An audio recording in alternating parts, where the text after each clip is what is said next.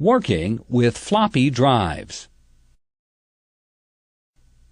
In this lesson, we'll take an in-depth look at both 3.5-inch and 5.25-inch floppy drives. First, you'll learn how to remove and install a 3.5-inch floppy drive. Next, we'll learn about dual floppy drive systems. Finally, you'll see how to install a 5.25-inch floppy drive, define the drives in setup, and test their installation.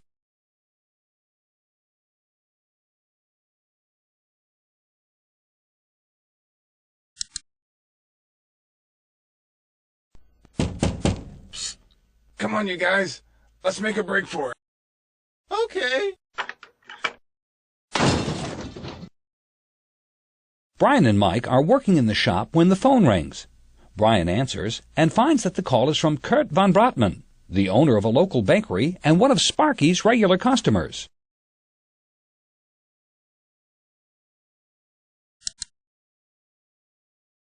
Kurt explains to Brian that a disk had gotten stuck in the 3.5-inch floppy drive. Kurt tried to remove the disk from the drive using a knife. In the process, he ended up damaging the drive, so he needs to have it replaced.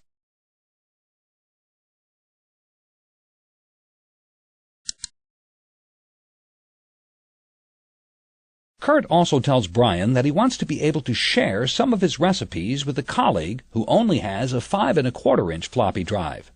Therefore, he needs to have a 5.25-inch floppy drive installed in his computer as well. Because he needs the computer at the bakery, Kurt is unable to bring it to the shop. Brian tells him that's fine and decides to take this opportunity to show Mike how to perform an on-site service call. He arranges the trip to the bakery and discusses with Mike what equipment they'll need to bring.